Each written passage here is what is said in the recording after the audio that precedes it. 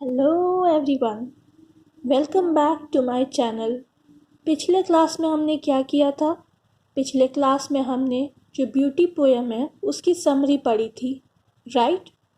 और मैंने क्या कहा था कि नेक्स्ट क्लास में हम क्या करेंगे? नेक्स्ट क्लास में हम इसी ब्यूटी पोएम के क्वेश्चन एंड आंसर्स सॉल्व करेंगे।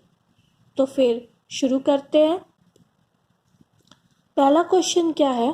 पहला क्वेश्चन है, The poet says, beauty is heard in. Can you hear beauty? Add a sound that you think is beautiful to the sounds the poet thinks are beautiful.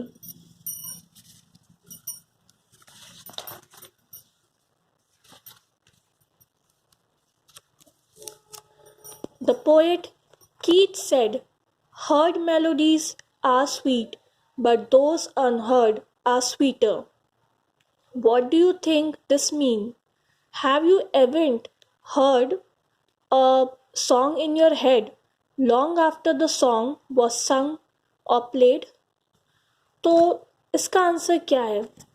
जैसे कि आपने देखा कि question में क्या पूछा जा रहा है, क्या हम ब्यूटी को सुन सकते हैं? Yes, we can hear beauty anywhere. आपने चैप्टर में भी देखा था, रात को जब विंड ब्लो होती है, जब बारिश होती है, तो उसमें हम ब्यूटी को सुनते ही तो हैं, सुन के ही तो उसे फील करते हैं। So the answer is yes, beauty can be heard anywhere. दूसरा क्वेश्चन क्या पूछा है? Add a sound that you think is beautiful to the sound the poet thinks are beautiful. तो हमने इसका आंसर क्या दिया है? When we hear something enchanting, it attracts us towards it. It can be melodious song by a bird, sound of leaves, air, etc. अब जो हमारे यहाँ पे पोएट है, उन्होंने तो हमें विंड के साउंड को और जो रेनफॉल गिरती है उसके साउंड को, या जो आपने देखा होगा कोई भी सिंगर रात को गाना गा रहा हो, कोई मेलोडियस सॉन्ग गा रहा हो, तो उनकी आवाज़ों में उन्होंने कहा कि हम ब्यूटी को फील करते हैं। ऐसे ही हम बर्ड्स के जो साउंड होते हैं उसमें भी ब्यूटी को फील कर सकते हैं। हम जो लीव्स, जब हवा चलती है तो लीव्स गिरते हैं, तो उसमें भी आपने देखा होगा कितनी अच्छी सी आवाज़ आती है, तो उसमें भी हम ब्यूटी को फील करते हैं। Keats said in the above lines in that melodies which we can hear are sweet, but those which can't hear are even sweeter. जो हम सुनते हैं अपने कानों से वो तो हमें स्वीट मतलब महसूस होती है, पर कुछ ऐसे साउंड्स होते हैं जो हम सुन भी नहीं पाते, लेकिन तब भी हमें उसके मिठास का एहसास होता है, हमारे कानों को वो अच्छी लगती हैं। They can only be imagined and beauty lies in the imagination. और उन साउंड्स को हम इमेजिन कर सकते हैं क्योंकि इमेजिनेशन में ही उनकी ब्यूटी दिखाई देती है। Yes, sometimes a melodious song stays in one mind for long and it keeps playing in one's head as it has touched that person's soul. जो ये आपको लास्ट क्वेश्चन पूछा ना, have you ever heard a song in your head long after the song was संग और played, तो ये true है कि ऐसा नहीं कि गाना बंद हो गया तो वो हमारे दिमाग में चलता नहीं है, वो हमारे दिमाग में तब भी चलता रहता है। अगर वो गाना हमें पसंद आ जाए तो हमारे माइंड में वो गाना चलता ही रहता है, क्योंकि वो गाना हमारे सोल के साथ अटैच हो गया होता है, हमारे सोल को वो गाना बहुत पसंद आ गया होता है। Okay, so next question. Read the first and second stanza of the poem again. Note the following phrases: corn growing, people working or dancing, wind seeing, rain falling, a singer chanting. These could be written as corn that is growing, people who are working or dancing. Can you rewrite the other phrases like this? Why do you think the poet uses the shorter phrases?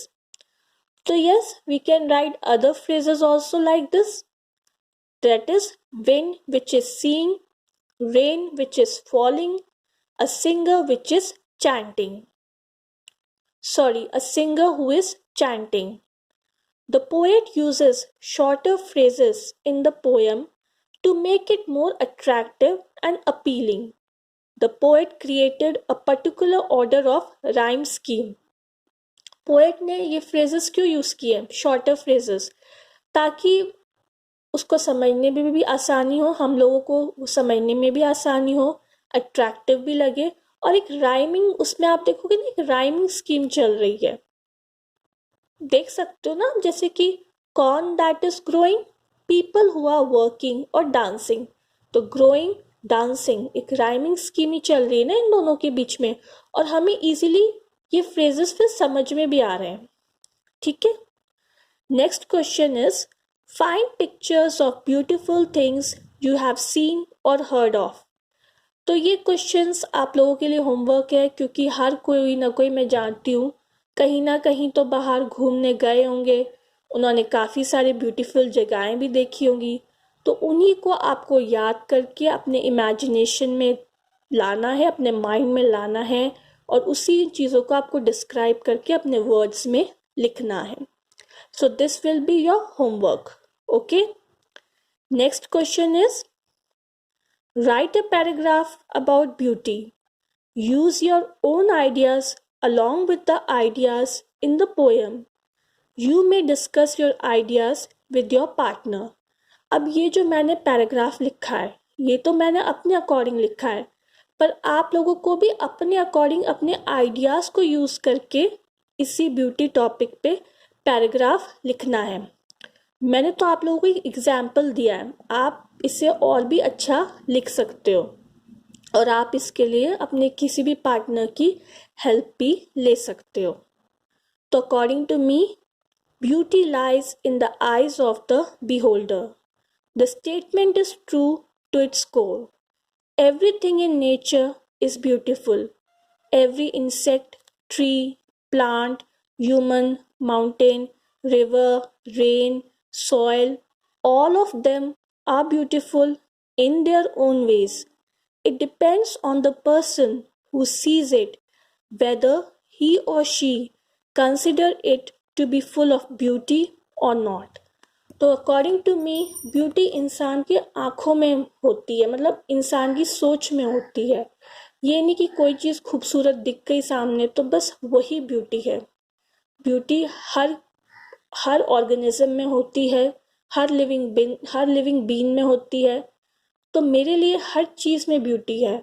मैं सिर्फ सामने की खूबसूरती को देख के ये consider नहीं कर सकती कि हाँ वही चीज़ ब्यूटी है, वही चीज़ ब्यूटीफुल है, बाकी सब चीज़ अगली है. सो गाइस, ये मैंने आज आपको सॉल्व क्वेश्चन आंसर्स इस चैप्टर के कराए. नेक्स्ट क्लास में हम एक नया टॉपिक शुरू करेंगे. एंड आई होप अगर आपको मेरा चैनल पसंद आ रहा हो, then please like it, subscribe it and share it. Till then, bye.